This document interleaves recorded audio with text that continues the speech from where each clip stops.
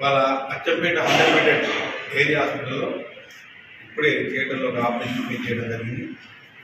మరి ఆపరేషన్ కేసులో first doctor ప్రభు గారు, అసిస్టెంట్ మల్లేష్ గారు, pediatrician sister pediatrician Prashant, sisters అందరం కలిసి ఒక ఆపరేషన్ చేయడం జరిగింది.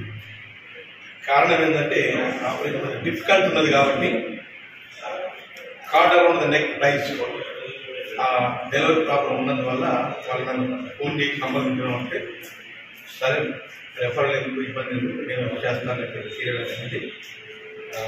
ఇది ఇటువంటి ఏదన్నా కాంప్లికేటెడ్ కేసెస్ ఉంటాయి తప్పకుండా నేను చేయగలిగే ఆపరేషన్ గవర్నమెంట్ ఆపరేషన్ కూడా చేయడానికి చెప్తున్నాను. అదేవిధంగా మేమంతా కొలీగ్స్ సొంత కొలీగ్స్ ఎప్పటి నుంచో కలిసి ఆపరేషన్ చేస్తున్నాం. ఈవెన్ ఇది గవర్నమెంట్ హాస్పిటల్ అయినా అదే ఎమ్మెల్యేగా అదే సర్జన్గా I'm general surgeon. So got lot of experience, so many cases I did with reported 1998 till today. Even I am a leader or MLA, I can do the surgeries whenever time permits. Any difficult cases, definitely my cooperation will be there. This area hospital, in future, we will establish a well-equipped ICU and highly dependable OBG.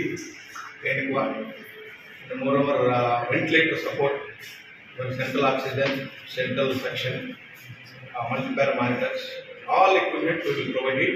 Already approached the Honorable CM of the Telangana government.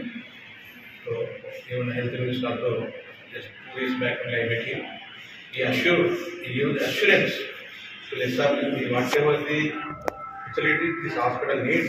Moreover, this hospital is located in the agency and remote area. But thing is that the last government, nobody took the responsibility. The last MLA or ministers or whatever it may be.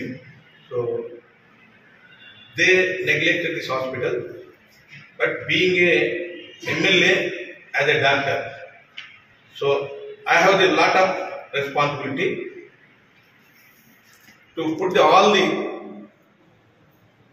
equipments, furniture, strength, cadre strength, and whatever the needs, definitely we will provide it.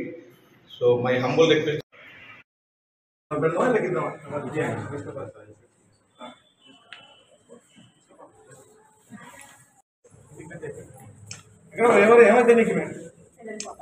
చెల్లెలు పాప అంటే ఏమంటే మనవరాలు బిడ్డ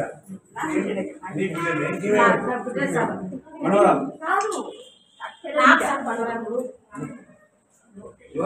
మధ్యనే ఉంది. శుక్రవారం ఆడపిల్ల మధ్యనే పుట్టింది.